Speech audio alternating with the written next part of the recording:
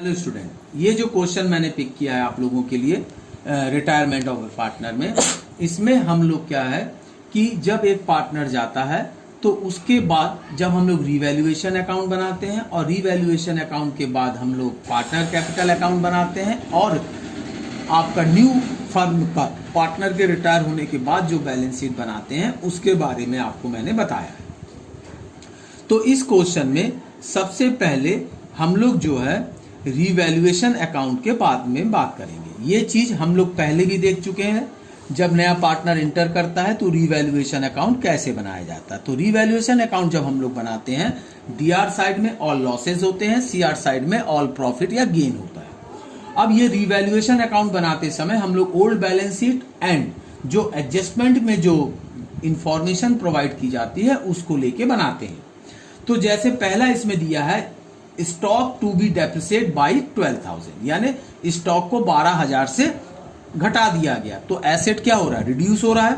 That means ये आपके D R column में चला जाएगा 12,000। सेकेंड एंट्री दिया है advertisement suspense account to be written off. तो एडवर्टाइजमेंट सस्पेंस अकाउंट कहां दिया है, आपके सीआर साइड में दिया गया। तो सीआर साइड में दिया गया है तो ये जो आपका एडवर्टाइजमेंट है यहां ना आके ये कहां चला जाएगा, कैपिटल अकाउंट में डीआर साइड में एज पर ओल्ड रेशियो चला जाएगा। प्रोविजन फॉर बैड डेबिट्स जो डाउटफुल इंक्रीज करना है 6,000 से। अब देखो आप बैलेंस शीट में वहां ऑलरेडी बैड डेबिट प्रोविजन 4,000 दिया गया है।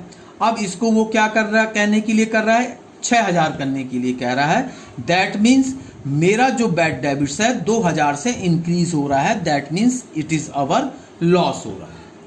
इसके बाद हम लोग फोर्थ एंट्री में आए, fix asset to be appreciate by 10%, यानी फिक्स एसेट को 10% से बढ़ाना है। अगर हम बैलेंस शीट में देखें तो फिक्स एसेट जो है वो 3 लाख का है।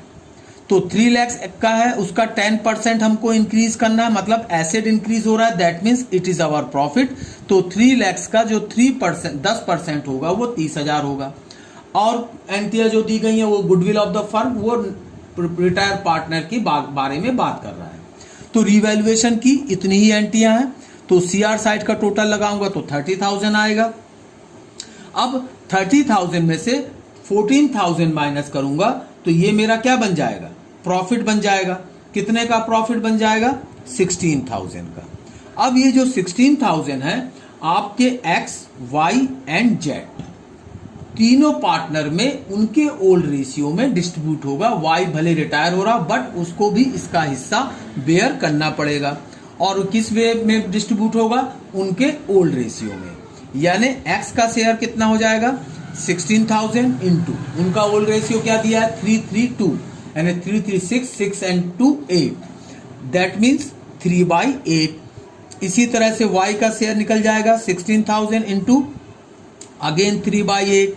एंड जेड का शेयर जो आएगा 16,000 इंटू 2/8। 8 से कैंसिल करेंगे तो 16,000 को 2,000 और 3 से मल्टीप्लाई होके ये 6,000 में कन्वर्ट हो जाएगा। यानी एक्स का 6,000, वाई आल्सो 6,000 एंड जेड जो होगा वो 4,000 होगा। तो ये 16,000 हमने डिस्ट्रीब्यूट कर दिया तो 30,000 हमारा इक्वलाइज हो गया बोथ साइड। ये मेरा क्या बन गया, आपका रिवैल्यूएशन अकाउंट बन गया। आफ्टर देन मैं जो बनाऊंगा पार्टनर कैपिटल अकाउंट बनाऊंगा। तो पार्टनर कैपिटल अकाउंट जब बनाऊंगा तो वही वे में जैसा अभी तक हम लोग बनाते आ रहे थे। पर्टिकुलर 3 पार्टनर है तो अमाउंट के 3 column, X, Y, Z, X, Y and Z. अब सबसे पहले जैसे मैं आप लोग को पहले भी बताया था कि सबसे पहले बैलेंस आएगा किसका, कैपिटल का, जो आपके बैलेंस शीट में गिवन है। कितना दिया गया है इनका कैपिटल, एक्स का 1 लाख, वाई का 60,000 एंड जेड का 50,000। इसके बाद जनरल रिजर्व, जैसे मैंने आपको बताया था कि जितने भी अनडिस्ट्रीब्यूटेड रिजर्व या प्रॉफिट एंड लॉस होते हैं वो सारे के सारे कहां जाते हैं, कैपिटल अकाउंट में जाते हैं। किस रेशियो में जाते हैं, उनके वही ओल्ड रेशियो में, यानी 3:2 में। तो जनरल रिजर्व जो आपका 80,000 है, आप इसको 322 में बांटेंगी तो एक्स के हिस्से में 30,000 आएगा, बी के हिस्से में भी 30,000 आएगा एंड सी के हिस्से में 20,000 रुपये आएगा। इसके बाद आपका आ जाएगा रीवैल्यूएशन का प्रॉफिट, जो कि ऑलरेडी हम कैलकुलेट कर चुके हैं। तो एक्स का शेयर 6,000, वाई का भी 6,000 एंड जेड का भी 4,000। इसके बाद हम लोग गुडविल निकालेंगे, किसका? वाई का। वाई शेयर ऑफ गुडविल, तो उसका जो फर्म का जो गुडविल आपके क्वेश्चन में दिया गया है 80,000 इनटू जेड का शेयर कितना है हमारा 2/8, कैंसिल करेंगे तो कितना आ जाएगा 20,000 आ जाएगा। अब इस 20,000 को जैसे इसमें दिया गया है कि क्वेश्चन में goodwill of the firm be valued at 80,000 and amount due to retiring partner be adjusted in X and Z capital account. अब इनका जो न्यू शेयर बनेगा, वाई चला गया तो किसका शेयर बनेगा? जैसे हमारे पास एक्स, वाई और जेड 3 पार्टनर थे, इनके शेयर 3:2 था। अब इसमें से वाई क्या हो रहा है? रिटायर हो रहा है, तो हमारे पास रेशियो क्या बचा 3:2। अब हम एक्स का जो शेयर है 20,000 इंटू 3/5, 5 से कैंसिल करेंगे 4,000 तो कितना आ जाएगा 12,000, ओ सॉरी 5। हाँ यहां थोड़ा देख लें आप, 80,000 जो वाई का जो शेयर है 3/8 होगा, तो यहां पे जब मल्टीप्लाई करेंगे यहाँ 10,000 आएगा, 8 से 80,000 कैंसिल करेंगे तो उसका शेयर आ जाएगा 30,000। अब एक्स का शेयर जो होगा 5 से डिवाइड करेंगे तो कितना आ जाएगा 6,000, मल्टीप्लाई कर देंगे तो 80,000। इसी तरह से जेड कितना गुडविल बेयर करेगा 30,000 इंटू 2/5, तो इसका कितना आ जाएगा 12,000। तो ये जो गुडविल है ये एक्स जेड वाई को मिलेगा, तो वाई के हिस्से में कितना आ जाएगा 30,000, और चूंकि एक्स एंड जेड उसको पे कर रहे हैं इसलिए उनके हिस्से में जो है ये जो गुडविल है कितना आ जाएगा, एक्स 18,000 बेयर करेगा और वाई जो है 12,000। तो ये गुडविल वाई के अकाउंट में डिपॉजिट हो गया, एक्स और जेड ने उसको बेयर कर लिया।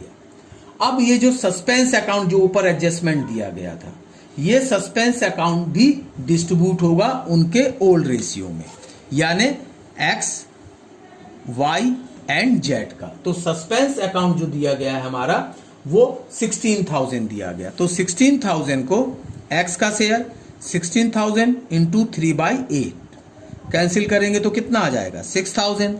इसी तरह से वाई को भी हिस्से में 3/8 एंड 16,000 इंटू 2/8, तो इसके एक्स कितना बेयर करेगा 6,000, वाई भी 6,000 और ये जो करेगा 4,000 बेयर करेगा।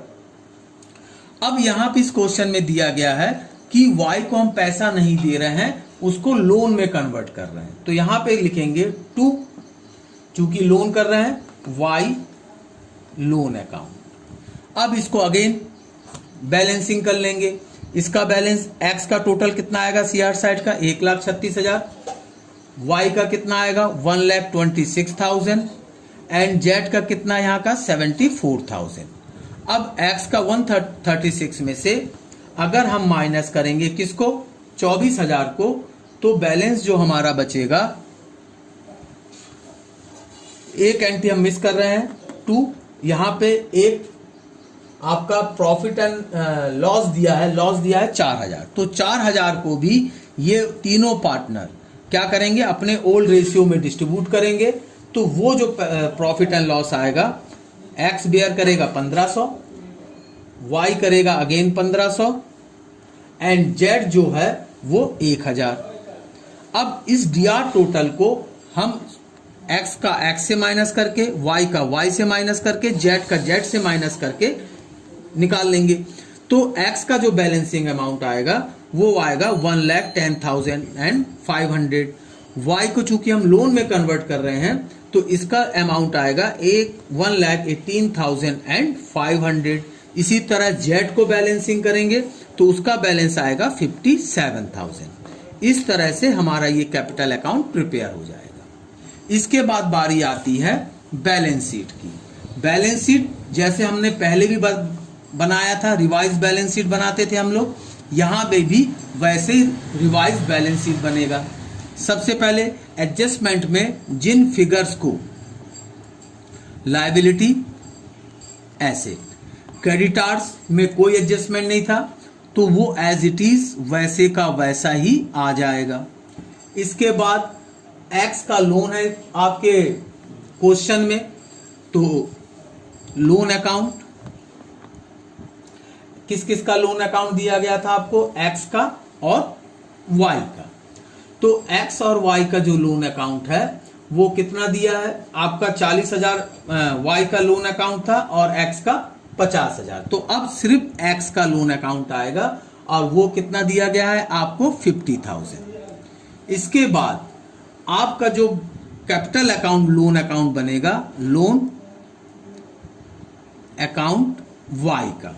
वाई का हमको कितना पैसा देना है, यहां जो कैपिटल अकाउंट का बैलेंस आया है आपका 1,18,500 प्लस ओल्ड जो लोन दिया है वाई का वो है 40,000।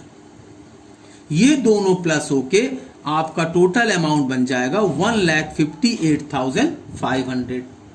अब इसके बाद कैपिटल अकाउंट किसका बचेगा, एक्स का और जेड का। जो आपके कैपिटल अकाउंट का बैलेंस आया है 1,10,500 एंड 57,000, तो ये दोनों को प्लस करके 1,67,500 लिख दूंगा तो मेरा लायबिलिटी साइड कंप्लीट हो जाएगा। अब बारी आती है एसेट साइड की। एसेट साइड में सबसे पहले कैश दिया गया आपको पिछले बैलेंस शीट में कितना, 50,000, तो उसमें कोई चेंजेस नहीं है, वो एज इट इज वैसे ही आ जाएगा। बिल्स रिसीवल में भी कोई चेंजेस नहीं है, वो भी वैसे का वैसे ही आ जाएगा। इसके बाद बारी आती है डेबिटार्स की।